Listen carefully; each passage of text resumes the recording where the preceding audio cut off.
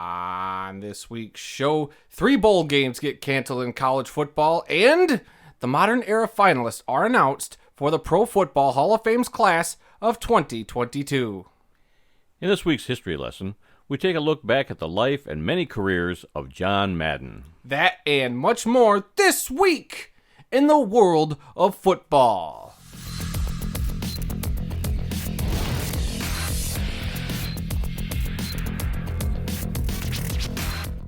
Hello again, everyone, and welcome to another edition of This Week in the World of Football. This is episode number 230 for January 4th, 2022, our first podcast of the year.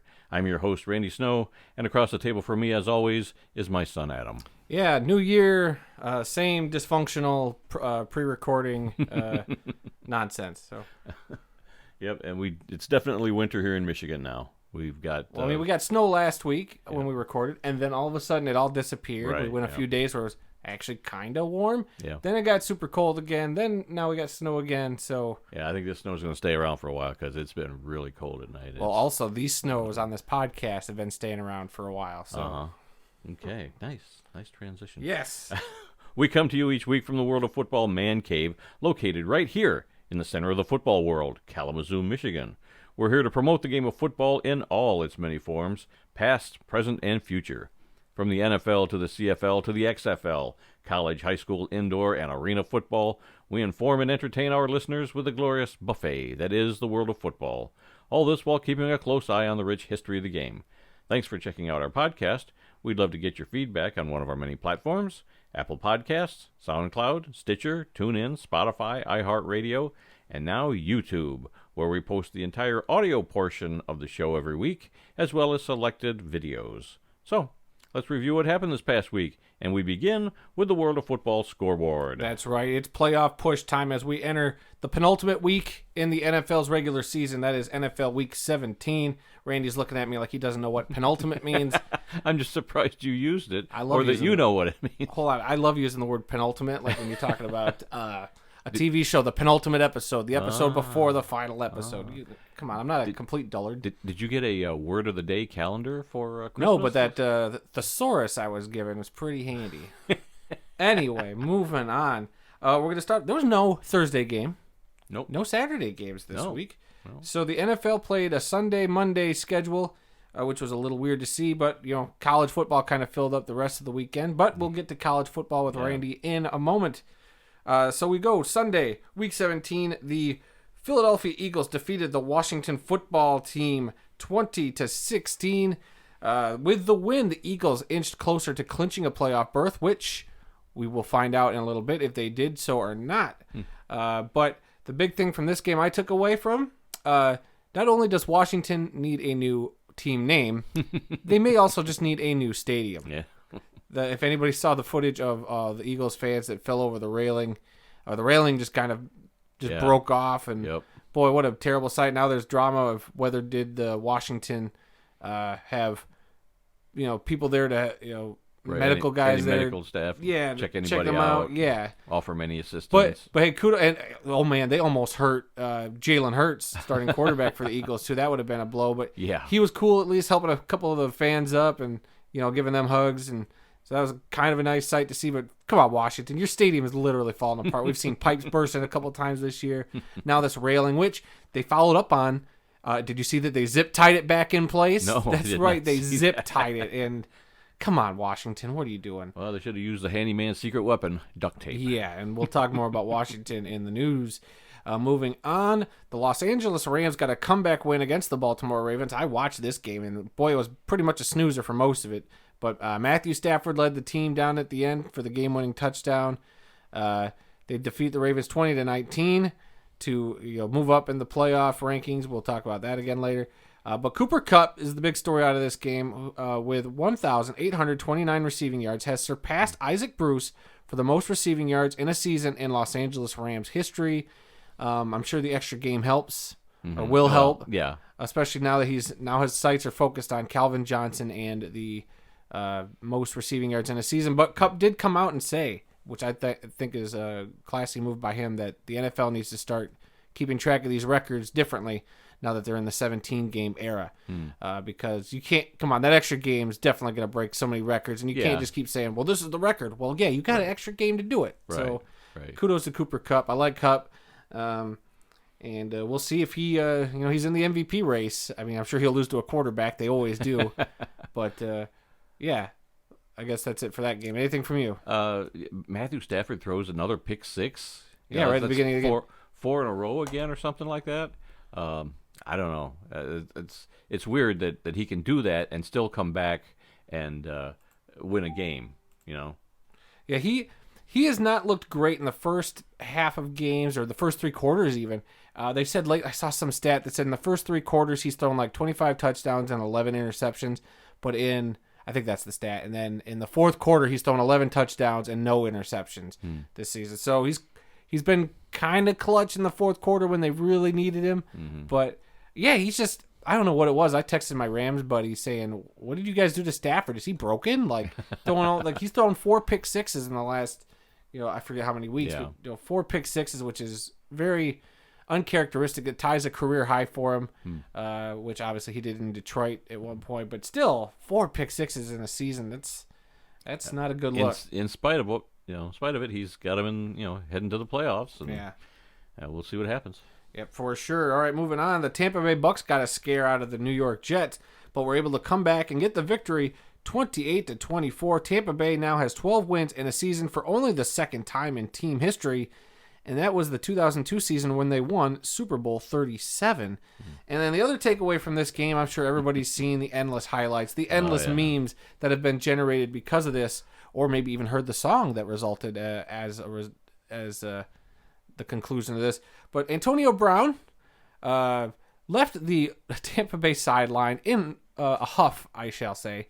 Third quarter, he took his pads off, threw them on the bench, threw his shirt into the stands, threw his gloves into the stands, hopped around, waved peace to the Jets fans, and left the MetLife Stadium. And there's apparently, gotta be more to this story. There's so much. I mean, the story right now is he didn't want to go back into the game. The coaches told him to go back into the game, but on his side, he says his ankle wasn't healthy, and he didn't think he was healthy enough to go back in the game. Was he in the game at all? Yeah, he played. I forget how many catches, what his stats were at that point, but he was getting fantasy points. I'll tell you that much. But he, for whatever reason, I guess he thought that his ankle wasn't right. I don't know how true that is because he looked fine, jumping up and down, waving goodbye to the Jets fans. So who knows what the truth is? I'm sure. I'm waiting for the NFL Films crew that had to have been there, and everybody's mic'd up on those sidelines, or they got microphones everywhere. So a lot of people are saying that this could be part of the the number of concussions he's had over the years, and possibly a CTE issue. Let's not speculate. I don't know. I mean, nobody knows that. I mean, I think people will feel bad if they ridicule him because it is, on the surface, it is a dumb move.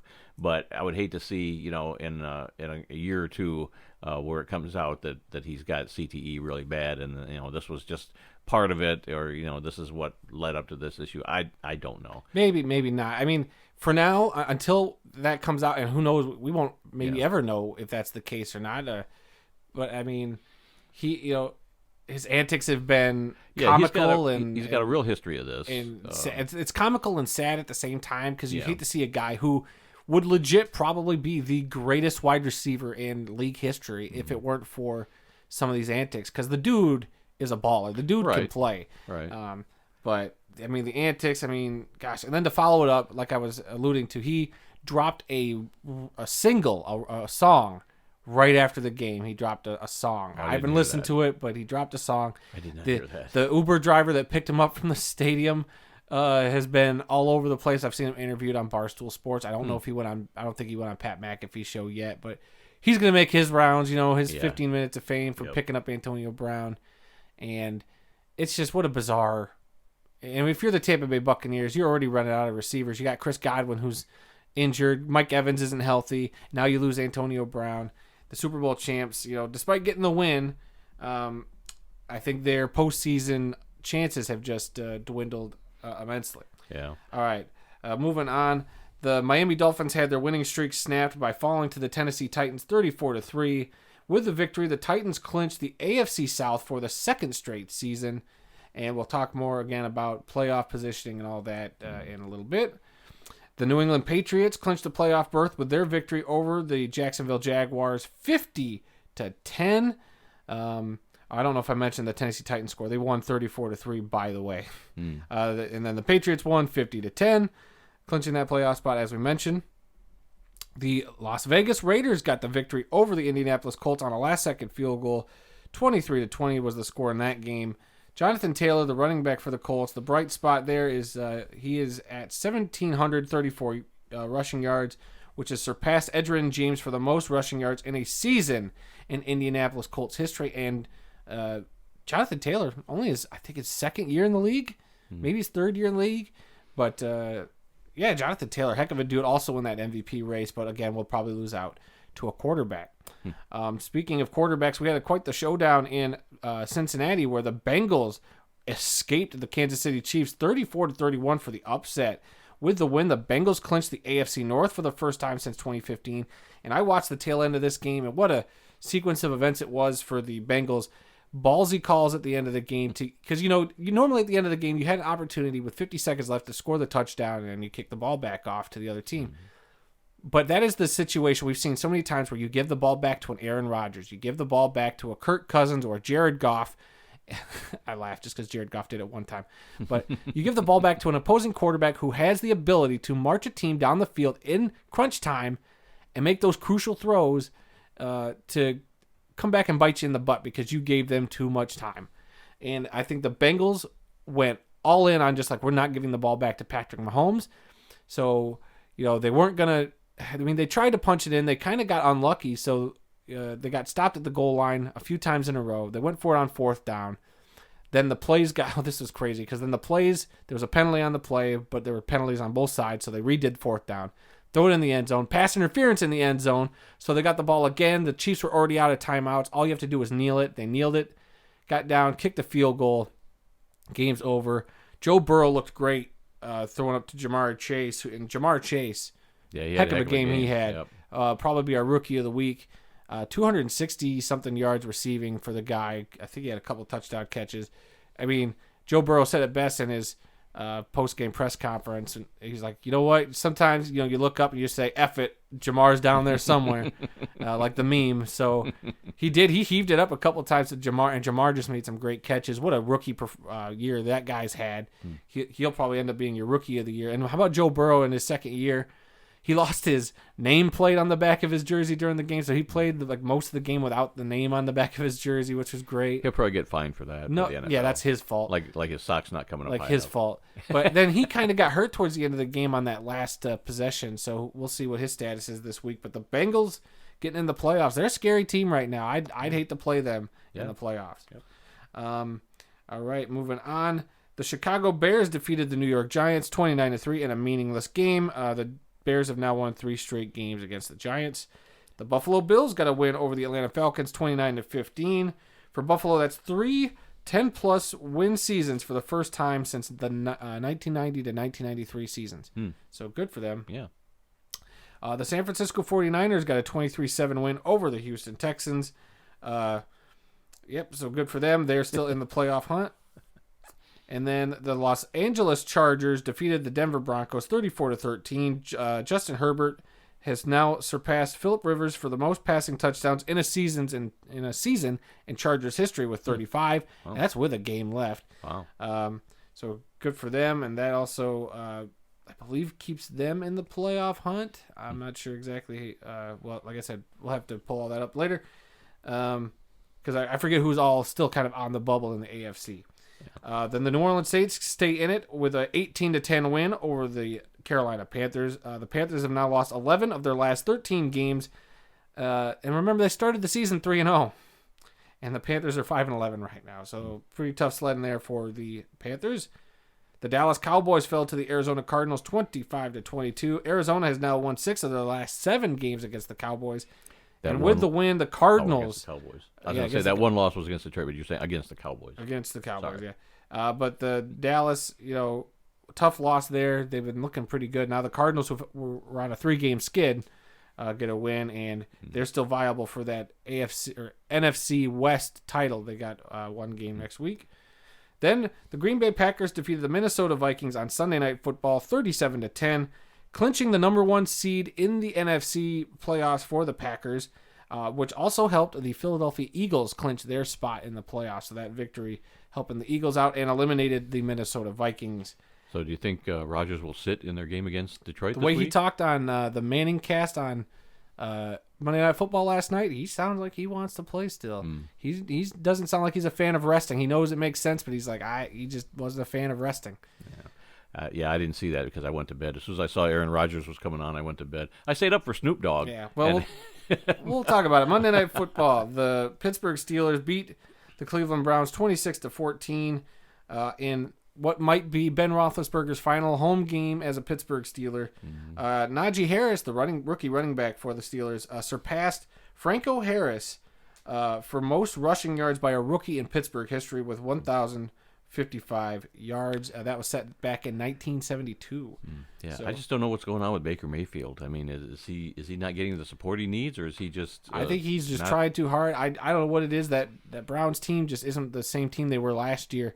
Because Baker looked sharp last year. I don't know what it is. Baker he made some good throws, but it's hard to put the finger on maybe what's going on. We were talking about it during the game. I think maybe he just needs a new, some new scenery. There was talk that he might not come back next year. The team might Wouldn't decide surprise to me. go in a different direction. So the way he's played the last few weeks, I don't know. Maybe they should cut ties It'll be with him. telling I how much don't know. confidence they have if they do or do not bring him back. But let's also talk about that Manning cast last night. I stayed up for the whole game. You went to bed a little early. Yeah. But we were talking about it, and They had Roger Goodell on. Roger Goodell on. I mean, in the first quarter, it was Bill Cowher, former Oh, that's right. Yep. Steelers head coach, came on. He was decent. It was fun seeing him joke around with Peyton Manning because they had a couple of playoff interactions with each other, which were great, and a Pro Bowl interaction, which was fun. Then second quarter was Roger Goodell, which felt a little. Boy, he was trying real hard to seem appealing. He was laughing at everything. He had some jokes. Yeah. So I can't tell if that was just a good PR thing or not, or if that was genuine. Hard to tell. Yeah, they had some booing. They had the recorded boos going on when he came on. Yeah. Because everybody boos him whenever he comes on. In the third quarter, we had Snoop Dogg, who was probably the best segment of the night. He was a Yeah, lot I of enjoyed fun. that. He was a lot of fun to Looking see. forward to that halftime show now. Yeah, it was just really. I don't think you're going to enjoy the halftime show at all, but it was just fun seeing him interact with the Manning brothers, and then Right. all the people who tweeted in at the end of his segment, photoshopping a picture of Snoop Dogg as part of the Manning family. Right. It was great. Yeah. Eli with his gold chain because it was Eli's birthday yesterday, which was fun. And they were saying the three of them should form a group or something, a singing yeah. group, and people were suggesting names. What was the one? D.O. double QB. Yeah, Do double QBs or That was good. what was it? No sacks, quarterbacks with no sacks, or something like that. Like, it was great. It was a fun segment. But then Aaron Rodgers wrapped up the night in the fourth quarter, and I thought actually Aaron Rodgers was a fun watch in an interview. His back and forth with both of them. He almost looked like he was going to go off on Eli Manning at one point, which I thought was funny because they were talking about a playoff game where at the year after Aaron Rodgers won the Super Bowl, he was saying that wasn't even our best team. I feel like the next year we had our best team, but then the Giants came into Lambeau in the playoffs and beat us, and then they went on to win the Super Bowl. And Eli's like, oh, yeah, we got lucky. And Aaron Rodgers drinking his scotch was not looking happy. He was just like, yeah, that wasn't luck. And then, he looked like he wanted to say more, but Peyton kept things moving. So for a moment, I was like, oh, man, are we going to get a fight on Manning cast? Great. But Rodgers was pretty good. They talked about how he met Pat McAfee and how they became friends, which was a fun story. So, yeah, I think the Manning cast have been great. They're already looking forward to the playoffs. They even cut away at the end to the interview with Big Ben after the game. Him kind of tearing up, looking at all the fans, waving at all the fans. So that was a cool moment. So, yeah, I think the Manning cast were a success this season. They were a little rough in the beginning, but yeah. they find after a few shows they kind of figured out what they needed to do and how they needed to do things, and they got a lot better towards the end of the year. And I've enjoyed them, especially if you don't really care about the two teams on Monday night, then watch the Manning brothers, and they'll tell stories, and it's like, oh yeah, there's a touchdown, and now the story I was going going to Right. tell you. So it is it's a nice alternative Yeah. I'm sure they'll continue that. All right, and real quick before we move on into the college bowl games, we got to talk about real quick in the AFC playoff picture. You have the Tennessee Titans with that number 1 seed, and the number 2 seed. You're gonna have the Kansas City Chiefs right now with the Chargers at number 7. So the Chargers are just barely in as of right now. The number 3 seed would be the Cincinnati Bengals, the AFC North champ, and the number 6 seed, who would be their supposed opponent if everything ended today. The Indianapolis Colts are technically in the playoffs right now. I don't think they've clinched. Well, maybe they did clinch, because there's 4 teams still technically in the hunt. Then you have the Patriots and Bills who clinched, and the 4 and 5 seeds in the hunt right now. The Chargers, Raiders, Steelers, and Ravens are all still technically alive going into this last week of the season. So, but for the Chargers, Raiders, it's pretty simple. Win and you're in, kind of thing. And I think some of the other teams gonna need a lot of help to get in. I was watching Good Morning Football this morning, and they put up a graphic, for the AFC and the NFC, who's in and whatnot. For the NFC, I mean, it's basically already set except for one wild card spot. So there's 2 teams going for that last wild card spot. Right. In the AFC, there's so many teams that still have a possibility of getting in based on what happens next week. There's 4 teams that look like they're fighting over the last couple of spots. It looks like. Yeah. In the NFC, the Packers hold that number 1 seed throughout the postseason in the NFC, as we talked about. The Rams sit at the 2nd seed currently with the Eagles, one of those 2 teams in the hunt. They have the tiebreaker over the Saints right now, but I won't say it's a tiebreaker. They have a 1-game lead over the Saints. So Eagles win, they're in. Or if the Saints lose, the Eagles. The Eagles clinched that spot, right? They said they clinched. I don't recall. So I'm not really. I believe that the 49ers are the other team that could get eliminated. But right now, as it stands, Rams at the number 2 seed, Eagles at the number 7 seed, Tampa Bay at the number 3 seed, with the Niners at the number 6 seed. Cowboys with the 4 seed, Cardinals at the 5 seed. And in the hunt right now, the Eagles and Saints say they're in the hunt. But I think the Niners could easily fall out of that picture as well, depending on how things shake out. So, those are your playoff pictures right now. And next week, they call it the season finale. They've been broadcasting as the season finale. Yeah. Should be interesting. But now we throw it over to Randy with the college football scoreboard. There were 20 college bowl games played since we last spoke, and 3 more were canceled. So 23. There were 42 bowl games this year. Half of the bowl games were scheduled in this past week, and there's still 1 more to go. So let's just get into the scores. On December 28th, the Birmingham Bowl, it was Houston over Auburn, 17-13. In the First Responder Bowl, it was Air Force over Louisville, 31-28. In the Liberty Bowl, it was Texas Tech over Mississippi State, 34-7.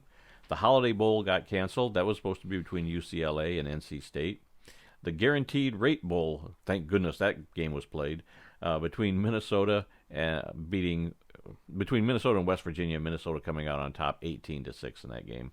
On the 29th, the inaugural Fenway Bowl between SMU and Virginia was canceled. But the Pinstripe Bowl was played, and that was Maryland over Virginia Tech, 54-10. The Cheez-It Bowl, everybody's favorite. Clemson over Iowa State, 20-13. And in the Alamo Bowl, that's a small place. I don't know how they're playing football in there. Oklahoma over Oregon, 47-32. On December 30th, it was the Duke's Mayo Bowl. South Carolina over North Carolina, 38-21. That must have been a lot of fun for the 2 teams involved. I mean, North Carolina versus South Carolina. It'd be like having a Michigan State game, maybe, or a Michigan-Ohio State game in a bowl game. Yeah, I'm not sure. I'm not sure how deep that rivalry goes. Yeah, I just thought that was unusual, but it was probably a good fit. And they made a big deal afterwards. The winning coach got a bucket of Duke's Mayo dumped on his head, and they had a couple of kids that were working the game or something dumping on his head. They should have had some football players doing it, because these kids could barely pick up that big heavy bucket with all that mayo in there, and they kind of hit the bucket on the coach's head, but he enjoyed it all, and so that was kind of cool. Like the Cheez-It Bowl, they dump a thing of Cheez-Its on the coach. I'd rather take the Cheez-Its as opposed to the mayo all over me. And the Idaho Potato Bowl, they do French fries. That's kind of cool. So everybody's got something different. But let's see, where did I leave off? Oh, Music City Bowl. We're still on December 30th. Music City Bowl. Purdue over Tennessee, 48-44 in overtime. Yep, and in this game they dumped a Gatorade thing full of guitars on the coach's head. Guitar picks? No, guitars, like the full guitars. Oh God! I'm just kidding. Of course, come on. I didn't happen to see it, so I don't know. If they do a whole thing of guitars, that'd be great. Let's Probably see. hurt a lot. Las Vegas Bowl, Wisconsin over Arizona State, 20-13, and in the Chick-fil-A Peach Bowl, Michigan State over Pittsburgh, 31-21. Now we go to New Year's Eve, December 31st. In the Gator Bowl, it was Wake Forest over Rutgers, who replaced Texas A&M. Wake Forest came out on top, 38-10. The Arizona Bowl was canceled. Now, this started a whole series of events here. The Arizona Bowl got canceled because Boise State pulled out of it, and they were going to play Central Michigan. And then the Tony the Tiger Sun Bowl, which was played on the same day, is where Central Michigan ended up going. They were, let's see, I got that they replaced Boise State. No, who did they replace? You wrote that wrong. I'm not sure who they replaced, but there was a team who was supposed to play Washington State. Right, they canceled. So Central Michigan went from, I think it was Tucson, Arizona, a 4-hour drive by bus over to El Paso, Texas, where this game was played. And they played a bowl game on the same day, but, different state. And so Central Michigan came out way ahead. I don't know what they're going to make for being in that bowl. I think they said the payout, having won, I think the original payout was just going to be $2.3 million, but as for winning, I'm not sure what on top of that. Right. So. But Central Michigan went in there and beat a Power 5 team, Washington State, 24-21. I watched some of that game. That was great. Central Michigan just really had it that day, and so good for Central Michigan. Your bowl gets canceled. You go to another bowl and you fill in for somebody and you win that bowl game against a Power 5 school. Congratulations to them. We're Western Michigan fans here, but to see Central Michigan do that, you got to give them credit, and I thought that was really, really great. All right, and then to top off New Year's Eve in the semifinal playoff games in the Cotton Bowl, it was number 1 Alabama over number 4 Cincinnati, 27-6. I mean, I knew that Alabama was going to win this game, but I don't know. It was the first loss of the season for Cincinnati. No surprise that Alabama won, but I really thought that Cincinnati would play better than they did. Both teams are now 13-1. It was the first loss of the season for Cincinnati, and I didn't catch any of that game. New Year's Eve, I was you partying it up. You were out and about with some your friends. Yeah. But that's a tough one. I was really hoping Cincinnati could make it a game at least. When I saw the score, you love chaos, so I do love chaos, but. I mean, I really did want Cincinnati to try to win, and it looks like they barely even got off the bus. And in the other semifinal game in the Orange Bowl, it was number 3 Georgia over number 2 Michigan, 34-11. That was a big shocker. Again, another one where it should have been a lot closer. I saw it could have gone this way, but I thought Michigan would have brought it. At least I figured it would at least be a close game. It could go either way, but. Typical SEC just showing up and pounding on whatever team they play in the playoff. So that sets up your national championship game between number 1 Alabama and number 3 Georgia, and both of those teams are 13-1. So we'll see if Georgia can get a rematch. Nobody revenge. Really wanted. Yeah. I did not want a rematch in the title game, but here we are. Yep, that's the way it goes. All right, January 1st, the Outback Bowl. It was Arkansas over Penn State, 24-10. In the Citrus Bowl, it was Kentucky over Iowa, 20-17. In the Fiesta Bowl, it was Oklahoma State over Notre Dame, 37-35. Boy, I watched some of that, and man, that was a whale of a game, back and forth. In the Rose Bowl, and I like this. It was a traditional Big Ten, it used to be Pac-10, now Pac-12 matchup, and I really like that the kind of matchup. And it helped that this game was incredible. Oh man, this game was nuts. Ohio State over Utah, 48-45, and like you said, man, there was so many great plays and highlights from that game from both teams. Yes, they answered. One team would have a big play, the other team would come right back. At one point in the span of about 2.5 minutes, maybe a little under 3 minutes, there were 5 touchdowns scored. It was crazy. We were sitting there, we're just quarter. You looked outside, it was dark, and you're like, this game's been going on for 2 hours now, and we're still in the middle of the second quarter. Yeah. It was crazy. Yeah. Because like that, just those quick exchanges, took forever in real time, because the game clock is still, you only lost 2 minutes of game time, which could be 15, 20 minutes, maybe more in real time. Like, it was just crazy how back and forth this game went. 2 hours for the first half, and then they had halftime, and then they came and back that halftime was long. But I mean, Utah, it was their first Rose Bowl game, so it was cool seeing their helmets with the rose in it. I think that's one of my favorite things to see in the Rose Bowl. Cool. When a team incorporates the rose in the logo. It's their first ever Rose Bowl, so is awesome. Good for them.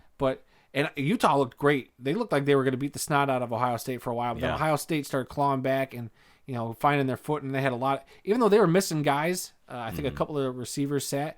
One of the guys showed up. I forget his name at the top of my head, but he had a record-breaking bowl performance. And forgive me for not remembering the kid's name, but it was electric to watch that game and to see that guy. So I don't know what notes you're writing down. Something for later. Oh, okay. But it was great. This might have been the bowl game of the year, game of the year for me in college football. Yeah.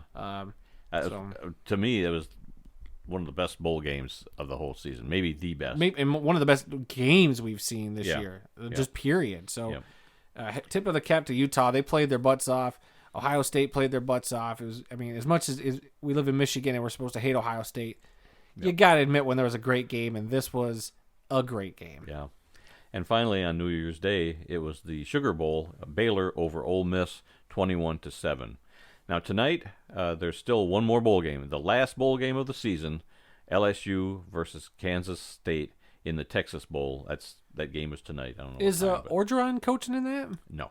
No. Okay, he's already. They said before that he would not be. Oh, that's right, Doug, because they already hired Brian Kelly from. Yeah, I don't think he'll be. I don't think he'll be coaching, but okay, I forgot about that. Yep. So tonight, the last bowl game of the season, and that is it for this week's World of Football scoreboard. Wow. All right, let's move into some NFL news. You pointed this out to me just before we recorded. I hadn't seen this yet, but the Washington football team announced that is going to announce their new nickname on February 2nd, which is surprising. I thought they'd wait till after the Super Bowl. Right, yeah, because when's the Super Bowl? That's the 13th. The 13th? Oh, so wow, that's interesting. And that's before the Pro Bowl, so... Yep, before even the Pro Bowl. So this will be interesting. I'm excited to see what they finally, settled with. Back in September, it was leaked, or it came out that there are 8 finalists that are... For nicknames. But they came out later and they said, well, those aren't official. So is it going to be one of these 8? Is it not going to be one of these 8? But the 8 that they announced were the Armada, the Presidents, the Brigade, the Red Hawks, the Commanders, the Red Wolves, the Defenders, and the football team. Now, I guess since they came out with that list in September, they found out that Red Wolves is already trademarked by somebody else. So they kind I'm of sure they that kept off. that hush. They might have figured that out. Well, but I don't know. If I were to say... So they're saying, don't count on Red Wolves. I'm saying I think Red Wolves is still on the table. You can... You're an NFL franchise. You can pay that money under that. I don't know. I think they should have that settled before they announce the name. Well, if that's the one you want. Well, like I said, it could be hush-hush. We don't know if it's been settled or not. Yeah. That's what I'm saying. Yeah. But I think your finalists, I think the most likely is going to be a Red Hawks or a Red Wolves kind of thing. And this would be the most Washington football team thing to do right now, they just say that they're staying as the Washington football team. Yeah. And they're going to make a big announcement about it on the 22nd that we're just going to stay with it. Or on that would be the worst move, I think. Yeah. Leaving on the football team. It's been fine the last 2 years. I think it'd be fine if they kept it, but to make... No, hear me out. To make that announcement, putting all over their social media, here's the date, we're going to announce a new name, new logo, whatever. If it's still the Washington football team, and they made this big fanfare about picking this name, that's where I'll be mad. I would not have been mad if they just come out and said, hey, look, guys, we're just going to stick with the name. We're not going to do a big announcement. We're telling you right now, we like the football team. Right. We like not being a unique... It's neutral. It doesn't offend anybody. Yeah, or it's just, it's worked. Mm-hmm. It's been, it's unique in the NFL. We're just the Washington football team. Mm-hmm. And I would have been okay with that approach. But like I said, if it comes out that this is the name and they made all this fanfare about it, I'll be mad. And I'm not even a Washington fan. Yeah. No, Fix your stadium, Washington. Presidents, Brigade, Commanders. Nope. I'd be fine with it. It's going to start with an R. They're going to find a way to incorporate that R back into the team. That's true. I do like the old logo they had with the R. And is that the one I got? No, I don't have that one up there. You have their last the spearhead. Helmet. Yeah. You have the spearhead, and you have the one with the right, the Washington Redskins. Yeah, the Washington Redskins went out. Yeah. But yeah, so we'll find out February 2nd. Which, like I said, I think that's strange that they didn't wait till after the Super Bowl. That way they could have gotten all the attention. Now they're going to be, people are going to be talking about it in the playoffs when everybody else is playing. And I think it's bad timing myself. I don't know if it's bad timing or not. I do think it's weird that it's not after the Super Bowl, but I'm not mad that it's before the Super Bowl. So we'll see how that shakes out. Yeah, and we'll talk about it on this show. What day is that, by the way? The second. The second is. That's a Wednesday. Oh my gosh! So we're gonna record a podcast, then the next day they're gonna come out with it. So we'll have all week to figure out what we want to say about it, good, bad, or otherwise. I guess. Might just have to do a special podcast. No, I don't think so. Video about it. Okay. The other story from the NFL is that the list of 15 modern era finalists for the Pro Football Hall of Fame class of 2022 were announced. There could be up to 5 players selected, but ironically, there are no quarterbacks on this list. I just thought that was interesting. You've got defensive end Jared Allen, who played for the Chiefs, Vikings, Bears, and Panthers. Offensive tackle Willie Anderson, who played with the Bengals and the Ravens. Cornerback Rondé Barber, who played his whole career with the Tampa Bay Buccaneers. You had offensive tackle Tony Boselli, who played with the Jacksonville Jaguars. Safety Leroy Butler, who played with the Packers. Wide receiver, punt returner, and kick returner Devin Hester, who was phenomenal. He played with the Bears, Falcons, and the Ravens. Man, I remember him. He was so good at returning kicks and punts. Wide receiver Torrey Holt with the St. Louis Rams and the Jacksonville Jaguars. Wide receiver Andre Johnson with the Texans and the Colts and the Titans. Linebacker Sam Mills, who played 3 seasons in the USFL, and went on to play with the New Orleans Saints and the Carolina Panthers. I think he's in the Saints and Panthers, both of those teams' Hall of Fames. He won 2 titles in the USFL with the Philadelphia/Baltimore Stars. In the USFL days, I realized this guy was a fantastic linebacker. He was undersized, but man, was he a great player. That guy needs to be in the Hall of Fame. His name comes up just about every year, and I'm disappointed when he doesn't get in. So I'm really rooting for Sam Mills this year. There's a statue of him outside the Carolina Stadium, for God's sake. Let's see. Defensive end and defensive tackle Richard Seymour, who played with the Patriots and the Oakland Raiders. He's on the list. Linebacker Zach Thomas of the Dolphins and the Cowboys. I'm sure Joy Taylor will be pleased with that if he gets in. Let's see. Defensive end and linebacker Demarcus Ware, who played with the Cowboys and the Broncos. Wide receiver Reggie Wayne with the Colts. Linebacker Patrick Willis, who played with the San Francisco 49ers. Defensive tackle and defensive end Bryant Young, who played with the 49ers. Those are the 15 players, but there are 3 others who are in consideration. There's Coach Dick Vermeil, who coached with the Eagles, St. Louis Rams, and the Kansas City Chiefs. In the contributor category, it's Art McNally, who is the former NFL Director of Officiating. And the senior finalist this year is wide receiver Cliff Branch, who played with the Oakland/LA Raiders. So from that list, you'll have up to 5 people being selected. Do you have any favorites or any thoughts on? As we were going through the list, I was trying to think of guys, and I couldn't pick a 5, but I think Jared Allen would be a guy I'd put in. Mm-hmm. That dude was a monster when he played. I also like Devin Hester going in. Maybe a Torrey Holt. You know, he was part of the Greatest Show on Turf. Yep. I'd like to see a Sam Mills get in just because he's been kind of waiting. Mm-hmm. And maybe even would you put in 2 wide receiver like Reggie Wayne with the Colts? Had a good career. There's a lot of guys. Demarcus Ware also great career. Yeah. So it's tough. I think that it'll be a good class no matter the combination they go with. But there's just so many dudes on this list that deserve it, and that it stinks you can't just put all 15 in. Well, they did that last year when they had a couple classes going. But I can see Dick Vermeil getting in. Mm-hmm. I think these contributors should all get in. I like the senior, selection, the contributor, the coach category. So it should be a good class. And like I said, it just struck me as really strange. There were no quarterbacks on this year's list. So I don't know what that's saying, but we'll find out. What the night before the Super Bowl is when they make the final. When we see the montage of videos of whoever the new person stepping in for David Baker is going around knocking on those doors. Yep. So. Okay, moving on. Arena Football TV on YouTube. They didn't really post one this week. Maybe they're taking a week off. Give them a break. Yeah, for holidays. You know, if he could take a break, I want to take a break. Dang it. But I did want to highlight a game that they put up a few months ago. The Texas Terror at the Tampa Bay Storm from 1996. You just love that name, the Texas Terror. Would you want to watch the Texas Terror play? Good logo with incorporating Frankenstein's monster kind of looking. Hey, that's what I loved about all these different football leagues is when you get a unique team name, you get a unique logo that just stands out. And the Texas Terror had one. Football should be fun. The Rampage had a good one. The Minnesota Fighting Pike, the Miami Hooters.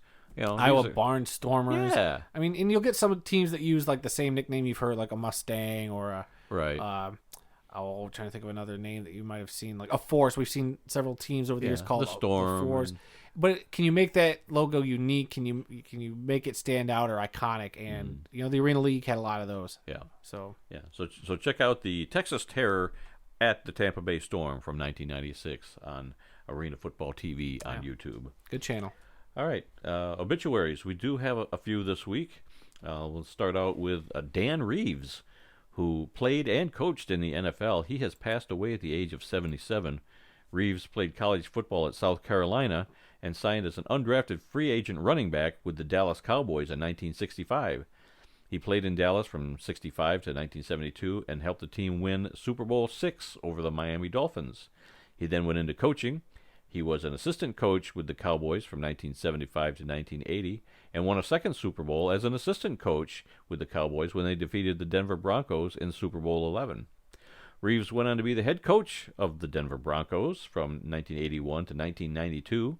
He was also the head coach of the New York Giants from 93 to 96 and was the head coach and general manager of the Atlanta Falcons from 1997 to 2003. He holds the distinction of participating in 9 Super Bowls between being a player and a coach. Sorry, I got distracted by something we'll talk about in between the obituaries. You're looking up news while I'm reading. Well, there's something that I was like kind of scrolling through Twitter, waiting for my turn to read an obituary, and man, it has the Washington football team might have screwed up already. Oh, jeez. Their name might already be out there. If we'll talk about that in a second. All right. Bruce Davis? Bruce Davis is our next obituary. He was a guard and tackle in the NFL for 11 seasons and has passed away at the age of 65. Davis played college football at UCLA and was selected in the 11th round of the 1979 NFL Draft by the Oakland Raiders. He played for the Raiders in Oakland and in Los Angeles from 1979 to 1987 and helped the team win Super Bowl 15. He was traded to the Houston Oilers midway through the 1987 season, where he finished his playing career in 1989. Our next obituary is Fred Cohn, who was a fullback and a kicker in the NFL for 8 seasons. He has passed away at the age of 95. Cohn played college football at Clemson and was selected in the 3rd round of the 1951 NFL Draft by the Green Bay Packers. He played for the Packers from 1951 to 1957, and he finished his career with the Dallas Cowboys in 1960. Cohn was the oldest living former Packer at the time of his death. He is a member of the Clemson Ring of Honor and was inducted into the Packers Hall of Fame in 1974. All right. You still looking at your phone? There's this whole story. This one Twitter feed right here. If this is all true, this is crazy. Anyway, our next obituary is that of Jim Teal, who played linebacker in the NFL, World Football League, and the CFL, has passed away at the age of 71. Teal played his college football at Purdue and was selected in the 10th round of the 1972 NFL Draft by the Detroit Lions. He only played 1 season in Detroit. Then in 1973... he played 1 season in Detroit. Yeah, you worded this. Stop. Just stop. Use periods. He played 1 season in Detroit, period. Then, in 1973, and in 74, he signed with the Birmingham Americans. See, you worded this terribly. Of the World Football League. So he only played. Oh my gosh, you wrote this so terribly. Yeah. Nope, you stop right there. He played one Stop season in right Detroit, which was 1973. Stop it. Then Stop in it. 1974, Just stop it. he signed Just stop it. with the Birmingham Americans. Well, you messed that up. So he played with the Birmingham Americans next. The Americans won the World Football League title that year. Which year? I don't know. It was written terribly. 74. He then was with the team again. Wow. So again, terribly written in 1975, where they changed. When the team changed its name to the Birmingham Vulcans. See, this is a terribly written obituary by you. I should have read this one. You should have. Teal finished his playing career in the Canadian Football League with the, and I hope I'm pronouncing this right, the Ottawa Rough Riders in 1977. So, way to screw that up. I did not screw this up. The first bit of the year. Way to go. No, he was drafted by the Lions in 72. He played one season for Detroit in 73, and then in 74 he signed with the Birmingham Americans, won a WFL title. The following year he was still with the Birmingham team, but the team changed its name from the Americans to the Vulcans in 75. That's the way that should have been read. Well, it was written poorly. And like Ron Burgundy, I only read what's on the teleprompter, good sir. Yeah. All right. And I try to fix whatever mistakes you made. And even then, I couldn't do that. You just try to make fun of me. And that. That goes without saying. All right. Today's birthdays. Coach Don Shula. / anniversaries. Yeah. For January 4th, Don Shula, born on this date in 1930. He died in 2020 at the age of 90.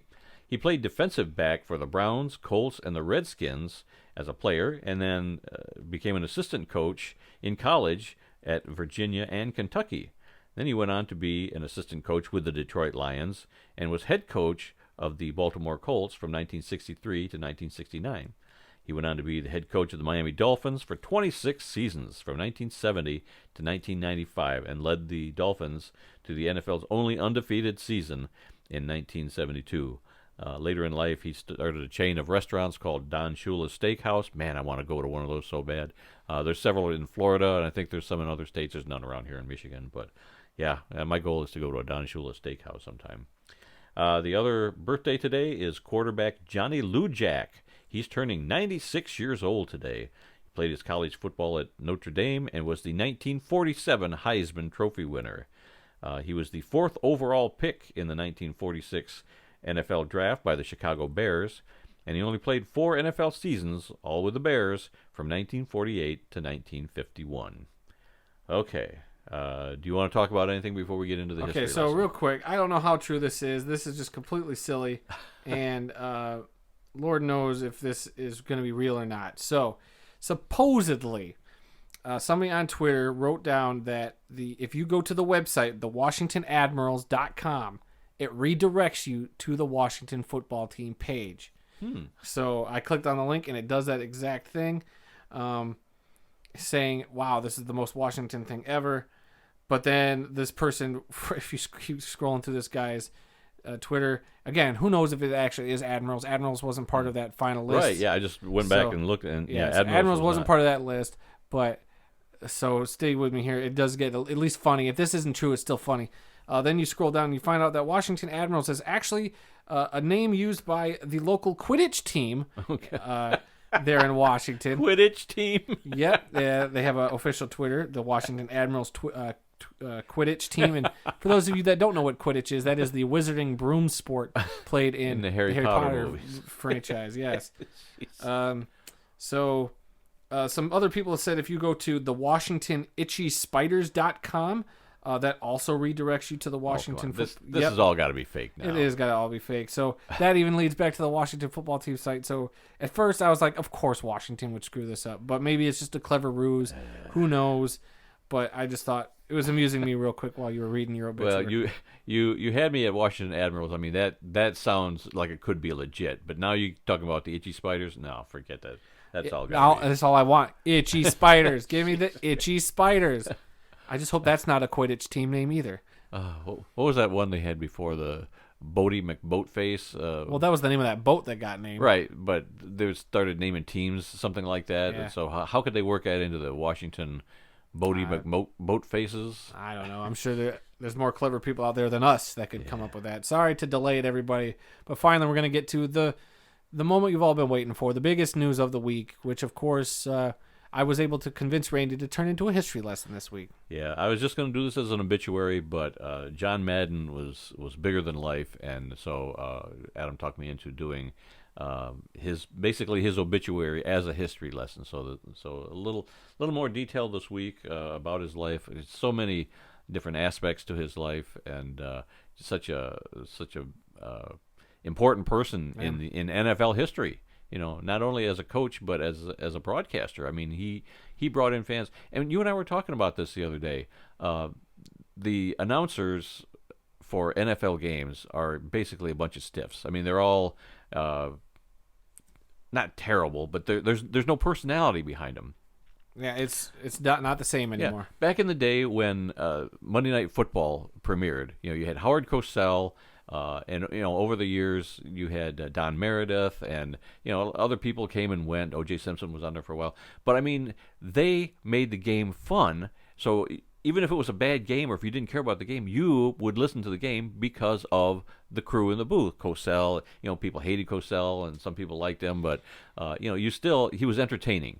And so that was why you did it. And now it's, the Manning cast is kind of like that. You don't like the game, but you tune into the Mannings because you enjoy listening to them talk, and the game's going on in the background. They might be the most unique thing to happen in sports broadcasting, even though it's not really broadcasting. It's more like we're just interviewing guys during. Right, we're just having fun while the game's on. So I think they could transform that. That could be the next step in watching sports. Mm-hmm. You got the game on, but you're also listening to these guys talk at the same time. And then also having multiple people broadcasting the game at the same, different announcer sets that you could pick between, which has been something the last few years I've enjoyed being able to do. But, I think, and we'll get to the history lesson, I guess, in a second. You got me on a roll now. But I think the only way that things are going to get different is if we start allowing unique personalities like a Marshawn Lynch or a Pat McAfee to come out and just be them and frankly keep them uncensored. I think that makes it more entertaining for people. I know that's harder to sell to a broader audience, and for sponsors and stuff, but there's a niche for it, and at least then it's different and it's unique unto themselves and entertaining, and maybe they'll never ever compare to the likes of John Madden. The likelihood is very unlikely that anybody will ever touch what John Madden was able to do just alone in broadcasting. I mean, shooting, coaching, he's got the best winning percentage of any coach ever. Right. And his video game franchise is generation defining. Right. So, without further ado, Randy, should we just get to it? Or you got more to say? My whole point was, John Madden and Pat Summerall were unique. The team. Yes, and they became the voice of the NFL for many years, right up there with John Facenda with NFL Films. When you think about NFL games, Monday night games and big games and Super Bowls, you think of Madden and Summerall. And there's not going to be a team like that again, but that's what we're missing today. We're missing a team like Madden and Summerall. And even Madden and Al Michaels was great. Right. When they paired Madden up with some of those other guys. So Madden was really a one-of-a-kind guy. And so this week's history lesson is a look back at the life and many careers of John Madden. John Madden was a giant of a man, not just in his physical stature, but also in the life that he lived and in his multiple successful careers. Madden played tackle in college at Oregon and at Cal Poly San Luis Obispo. He was selected in the 21st round of the 1958 NFL Draft by the Philadelphia Eagles. However, a knee injury in training camp ended his chance to play pro football. So, he went into coaching. He started out as an assistant coach at Allen Hancock College, a community college in Santa Maria, California, in 1960 and 1961. He then became the head coach at the school in 1962 and 1963. Madden then went on to be an assistant coach at San Diego State from 1964 to 1966. From there, he took a job as the linebackers coach of the AFL's Oakland Raiders in 1967 and 1968. Madden came to fame as the head coach of the Raiders from 1969 to 1978, leading the team to a win in Super Bowl XI over the Minnesota Vikings. In 1979, Madden retired as the Raiders' head coach at the age of just 42, with a record of 103 wins, 32 losses, and 7 ties. After he retired, he briefly taught a college class on how to watch football at the University of California, Berkeley. Later that year, he reluctantly took a job as a broadcaster at CBS. He started out being teamed with Bob Costas in the booth, and he also worked with many others before he was eventually teamed with Pat Summerall in 1981. The two worked together for 22 seasons through 2002 at both CBS and Fox. Their final game together was on February 3, 2002, when they called Super Bowl 36 between the New England Patriots and the St. Louis Rams. Madden then became an analyst on ABC's Monday Night Football, working with Al Michaels from 2002 to 2005. From 2006 to 2009, Madden worked Sunday Night Football games on NBC, becoming the only broadcaster to work for all 4 major television networks. He will be remembered for his use of the telestrator during broadcasts, use of the word boom, creating the All-Madden team, and the turducken Thanksgiving tradition. During his broadcasting career, he worked 11 Super Bowls and won 16 Emmys. In 1980, Madden decided he did not want to fly anymore, so he began taking the train to his broadcasting jobs. But that was not always the best way to get where he needed to go. Hence, the famous Madden Cruiser was born. Over the years, Madden also did commercials for light beer, Tinactin foot powder, and many other products. He hosted Saturday Night Live in 1982 and was the face of the Madden NFL football video game franchise beginning in 1988. He appeared as himself in the movies Little Giants and The Replacements, and was inducted into the Pro Football Hall of Fame as a coach in 2006.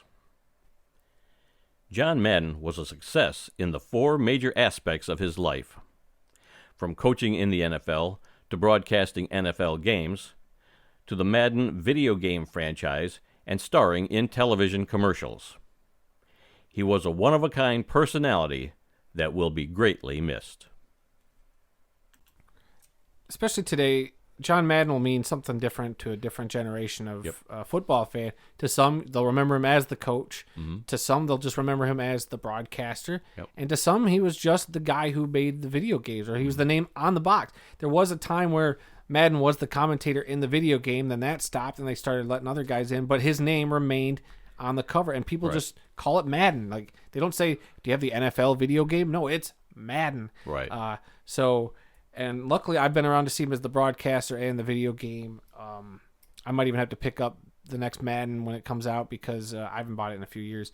But if they put Madden on the cover, which they should, I've seen a lot of great mock-ups for what they should do. Mm-hmm. So hopefully they go that route and honor him. And my hope is that they somehow get all his old video game voiceover that he used for a lot of those games and somehow come out with a new edition where you can use him as the commentator. Because now it is cool how, like, every week they have the head Gus Johnson come in. We've heard him do some Lions games, Michigan games, college football. He comes in every week, and they, like, update this is what I thought was cool the last 5-6 years with Madden, where they would get updated commentary. So it's like he'd go in, and, like, if Matt Stafford had a bad game, like, in the video game, he would mention, and last week he threw a pick 6, or he threw 3 interceptions against the Bears last week. So no matter what game you're playing, they would incorporate that into the commentary, which was so cool that they were updating it like that. And I would love to hear just, Madden doing the regular play-by-play. I don't know how feasible that is, but I would just love, even if it's like a mode of the game or a version of the game where it's like, it might not be all up to date. He might not actually say players' names, but that they could at least have him, you got a guy here, up here, boom, all that stuff. That would be great to have, like, a Madden mode where it's like him, and it's a lot of, like, I would want that a lot. Wasn't Pat Summerall on the? He was on the video game too for a long time. Yeah. Yeah. Maybe as a tribute this year, they should have their voices as an option. It would be great to have some of those old dialogues back. Right. Like I said, that with all those players probably gone, other than maybe Tom Brady, it'd be a lot harder. I think. sometimes they would just use the last name, and a lot of these guys have the same last name, or they would just say number 18 with the catch. So maybe you just do that just as a fun like mode of the game for fans to honor John Madden. Yeah, it could be an alternate commentary where it would just be very generic, but you'd get some, oh, you see what this guy did here? Boom, he went over there and he did this and he knocked this guy That's down. a heck of a catch on the sideline. Yeah, I would be all in favor of that, but we'll see what happens. Yeah. What's your biggest memory? Oh, that's so hard to say. Whenever I think of John Madden, I always remember, even if it wasn't a Lions game, having Pat Summerall and John Madden doing the game. I just remember like this is as good as it gets. Yeah. I couldn't tell you a specific moment. We've seen a lot of the highlights between the All Madden documentary that came out. We finally watched over the holiday. So much about him, which was pretty good. And just a lot of the highlights I've seen on the internet of all these Madden moments, like Thanksgiving memories, or just funny things he did in general, like the mama bucket, the daddy bucket, and the baby bucket. The Troy Aikman not having a beard. Using that, I never realized that he's the one who essentially innovated the telestrator. The telestrator, yeah, which was great. I think maybe other people might have used it, but he like really revolutionized. He used it a lot. He used it in serious ways, right? To in talk fun about, ways, and then he did it in silly ways, and so he just loved using that. And I love. I think I can't even tell you one of the games. I think what was his last game was one of the Super Bowls. It was the Cardinals and Steelers, maybe. That might have been his last Super Bowl he called. Was the Cardinals Steelers? It was 2009 was Super Bowl 43, I think. So yeah, I didn't have that in the piece. I talked about his last game with Pat Summerall was a Super Bowl, right? And then he went on for that was a Patriots Super Bowl, but but I believe his last one was Super Bowl 43 with the Cardinals and Steelers. That was a heck of a one to go out on. Yeah, but. Yeah, and to see him I remember him when he teamed up with Al Michaels. I thought that was great. The fact that he did broadcast for all 4 major networks that cover the NFL was great. Yep. So I didn't even realize that until doing the research and hearing people talk about him. But his commercials were great. Oh yeah, I mean you can find a ton of them, and I've seen a lot of highlights. I mean we all know the boom, tough acting, ten acting. Yeah, right, but I mean he did so many light beer commercials and Outback Steakhouse and a bunch of other products. But I really enjoyed seeing him in commercials, and I think I really liked him in his short scene in the movie Little Giants. Oh yeah, the kids are practicing, and the Madden cruiser pulls up, and he's hey, where the heck are we? We're lost. We're trying to get here, and he's pulling out the map, and he helps the kids with the play. That to me was really good. I got to watch Little Giants again now. Yeah, that's one of my favorite. Just for the Madden movies. Scene in it. That's one of my favorite football movies. That's for sure. Okay. Yeah, right now, no breaking news. I know we're about to wrap it up, but they did confirm that Wolves or Red Wolves will not be chosen. So that is a confirmed thing. Okay, well, I knew about the Red Wolves, but Red Hawks I didn't know about. And those are the only 2 that had started with an R. So right. Maybe Red Hawks is in the cards. I don't know. Well, we'll find out on February 2nd. Yeah. Okay, upcoming events calendar. Saturday, January 8th, the FCS championship game between number 2 North Dakota State and number 8 Montana State is going to be played in Frisco, Texas. That game is going to be on ESPN2. The next day, January 9th, the NFL regular season comes to an end. Monday, January 10th, the FBS National Championship game in Indianapolis, number 1 Alabama against number 3 Georgia. On Sunday, February 6th, the Pro Bowl game in Las Vegas should be played. I wonder if that's actually going to get played. They may cancel that, who knows. But it'd be nice to see it played again. And then Sunday, February 13th, Super Bowl 56 in Los Angeles. And that's it for your upcoming events calendars. All right, that's it for this week. Yeah. So, a lot of good stuff this week. A lot of good stuff. A lot of sad. The passing of 2 great NFL coaches. Yep. Kind of highlighted the week. And Betty White passed away. Betty White passed away. We didn't even touch on her and her involvement in the football world. Yeah. Great Snickers commercial. Yeah. I saw a meme where they were showing the end of the St. Louis Rams Tennessee Titans Super Bowl where the guy was like 1 foot short. Right. And they said something like, Betty White not quite reaching 100 years old. She came that close because her birthday's in a couple weeks. Yeah, it was... That was sad. But yeah, I mean, she's been around a long time and done a lot of TV, a lot of movies. I liked her in everything she did. Yep. So, all right.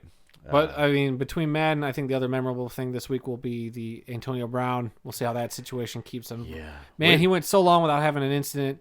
What a way to start out the new year. We right. thought last year was crazy. This year is starting There's out a crazy. great too. NFL memes did a great little video where it's like, it's only January 2nd. We've already had these just insane NFL Right. instances. Antonio Brown. Right. There was a video of Odell Beckham punching the butt of a Oh, yeah. of a player. Then the Rams, two Rams defensive players punching each, I think Jalen Ramsey punched a teammate in the huddle on the field during the Ravens game. The That helmet catch kind of. that great helmet catch fake, from the Cardinals game. The fake punt. That was great. He caught the ball by holding it against the defender's helmet, head. which is great. Yep. That's a highlight. Wild. Just wild. The Washington football team stadium falling apart. Those Yeah. fans falling over that railing. I think the Miami quarterback. I think it was Tua throwing a ball, but it went behind. Oh my God! It flew out of his hand. It's only January 2nd. It was only January 2nd, and already all this weird stuff's already happened. So Welcome to 2022. a lot of people just say it's 2020, TOO. Boy, oh boy. Yeah. Well, that's all the time we've got for this week. If you learned something during this podcast about the incredible amount of diversity that exists in the world of football, then we have done our job. Visit our website at theworldoffootball.com for news, links, upcoming events, videos, and more. Our email address is info@theworldoffootball.com. You can also like The World of Football on Facebook at TWOF Kalamazoo, where we post a lot of unique stories, pictures, and highlights from all over the world of football. You can also follow our Twitter. The address there is at TWOF Kalamazoo. New episodes of this podcast are posted every Tuesday and are available on SoundCloud, Apple Podcasts, Stitcher, TuneIn, Spotify, iHeartRadio, and our YouTube channel, which is The World of Football Kalamazoo. So please subscribe, rate, review, give us a like, leave us a comment, and let us know what you think. And please come be a part of the football conversation. Once again, this year we're doing our weekly NFL picks, but this year they're available exclusively on our YouTube channel. So look for them every Thursday throughout the season, which is coming to an end here next week. And I got them up a day late because there was no Thursday game. Right. So maybe we need to change it. It'll get up before the games are Sure. Yeah, it'll get up before. And this we week aim they've got we aim for Saturday Thursday. they got NFL games on Saturday, so we'll have them up by Saturday. Yeah, if at nothing least else. Thursday or Friday. Like I said, depending. I'll probably be able to get it up in time, but Yeah, we'll you see. had a week off of work, so you've been laying around doing nothing, Hey, going that to is some not movies. that is not true. Catching up on some movies, working on my YouTube channel for my movies, and So you actually got to go to work tonight. shut up. I got we're recording early in the morning again. I got to go to work this afternoon, so not looking forward to that. Thanks for reminding me. All right. And remember, folks, some people may love football more than we do, but nobody, and I mean nobody, loves more football than we do. Join us again next week when we'll review all the happenings in and around the world of football. Until then, I'm Randy Snow. And I'm Adam Snow. And we'll see you all next week.